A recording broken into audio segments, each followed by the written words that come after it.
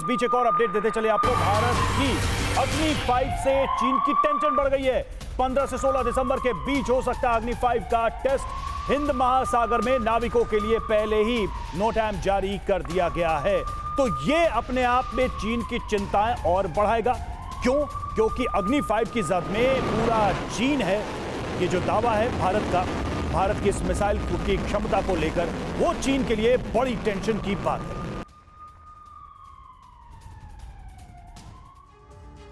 अब भारत की तैयारी का जहां हम लगातार जिक्र कर रहे हैं, उसमें भारत की अग्नि 5 दुश्मनों के लिए कितनी बड़ा काल साबित हो सकती है, इस बारे में इंफॉर्मेशन आपके सामने। क्योंकि लंबी दूरी की सतह से हवा में मार करने वाली ये बैलिस्टिक मिसाइल है। 5000 किलोमीटर तक टारगेट को मारने में सक्षम है। साथ ही रेंज में इसमें पूरा चीन आ सकता है। चीन के साथ साथ अफ्रीका और यूरोप के हिस्से भी इसमें आ सकते हैं। और परमाणु क्षमता से लैस है ये। 1500 किलो का वॉरहेड ले जाने में भी सक्षम है, जबकि 29,401 किलोमीटर प्रति घंटे की रफ्तार से ये दुश्मन पर वार कर सकता है। इसीलिए भारत की तैयारी को लेकर एक एक इंफॉर्मेशन तो हम अपने दर्शकों को दे रहे हैं। लेकिन सर, मेरा सवाल इस बीच आपसे है, भारत की ये तैयारी आज के इस समय में चीन के इरादों को देखते हुए बहुत जरूरी भी और किस स्तर पर होनी चाहिए? मेरे विचार से ये तैयारी कई स्तरों पर होनी चाहिए। इसमें सामरिक स्तर का जिसका जिक्र आप करते रहे हैं उसके बारे में कहने की ज़रूरत नहीं है, पर कूटनीतिक स्तर पर भी इसकी तैयारी ज़रूरी है।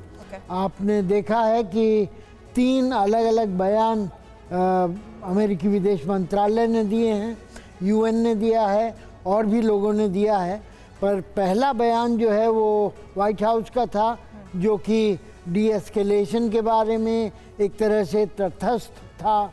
उसके बाद विदेश मंत्रालय का बयान आया है। अमेरिका की बात हो गई, लेकिन हमने भी ये कहा है कि कूटनीतिक स्तर पर बातचीत आगे जारी रहेगी। उसकी कितनी संभावना मौजूदा इंसिडेंट के बाद आपको नजर आ रही? देखिए, इसमें दो चीज़ें आती हैं। एक तो आप दिखाना चाहते हैं कि आपका रवैया लचीला है, आप सैनिक समाधान नहीं चाहते हैं जी। दूसरा, आप दूसरे पक्ष को ये आगाहना चाहते हैं कि दरवाजे बंद नहीं हैं। लेकिन सर, एक चीज मैं आपसे समझना चाह रहा हूँ। चीन ये भली भांति जानता है कि भारत की वो जमीन अब नहीं ले सकता, ये 1962 नहीं है।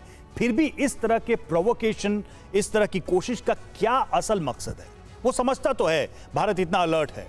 देखिए, चीन ये समझ रहा है, लेकिन चीन ये अपने मुंह की खा भी चुका है। ताइवान में कितना दिन तक ये टेंशन चलती रही, फिर भी कुछ आगे नहीं बढ़ा।